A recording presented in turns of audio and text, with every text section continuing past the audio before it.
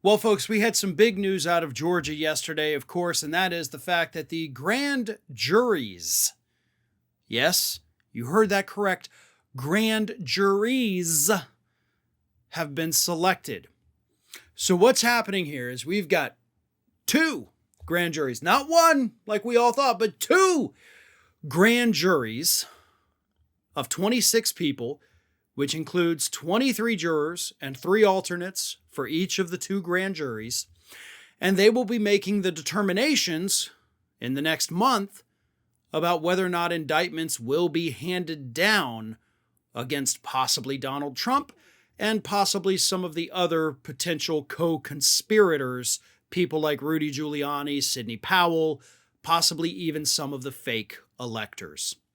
Now, this, of course, is the culmination of that 2-year-long investigation that Fulton County District Attorney Fani Willis has been conducting. It has not been easy. She has had to fight obstruction every step of the way. She has had to fight with Lindsey Graham. They have had to go to court to get these people to testify. They have challenged the speech or debate clause, and she's been successful.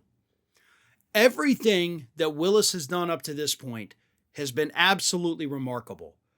And it's been far more difficult, by the way, than anything the special prosecutor or Department of Justice has done.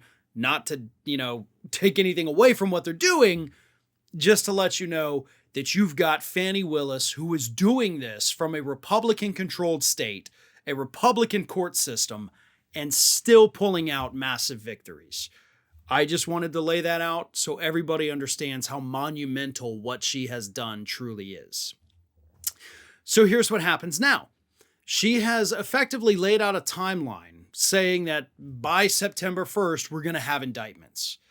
According to people familiar with the investigation, they think the indictments are going to come much sooner than that, likely in August. So the grand jury is going to meet for a couple weeks. But this grand jury, these 2 grand juries, by the way, they don't have to go on the fact-finding mission, which is typically what the grand juries do, right? But because we already had the special grand jury that went on the fact-finding mission but didn't have the ability to indict, the new grand jury, all that has to happen is you basically have a court case. You go in there, you lay out all of the evidence that you have acquired, you explain it to them, they can touch it, feel it, see it, listen to it, whatever they want to do. And then at that point, if you have 16 members of the grand jury present, you then have the quorum, even without having all 23 present, to hold the vote on whether or not to indict. And if you get 12 of the 16 present to vote yes, indict, then you've got an indictment. So that is how this works. That is how both of the grand juries are going to work. You have to have the quorum of 16 of the 23 members present, hold the vote, 12 vote yes, you've got an indictment. Again, it could be Donald Trump. I think likely it will be Donald Trump. Rudy Giuliani may get one. Hell, Lindsey Graham may get an indictment. Who knows? Sidney Powell, the woman in Coffee County who let the Sidney Powell people in to come copy the information off the voting machines. I think we're going to see a lot of indictments, especially because we know that Fani Willis has employed several prosecutors who are experts in racketeering and conspiracy charges. So it's likely we're going to see a large gaggle of individuals indicted at once, hopefully with Donald Trump at the very top of that pyramid. Thanks for watching, everyone, and well, here comes the awkward part at the end of the video where I ask you to like, comment, and share, and subscribe for more content from Ring of Fire.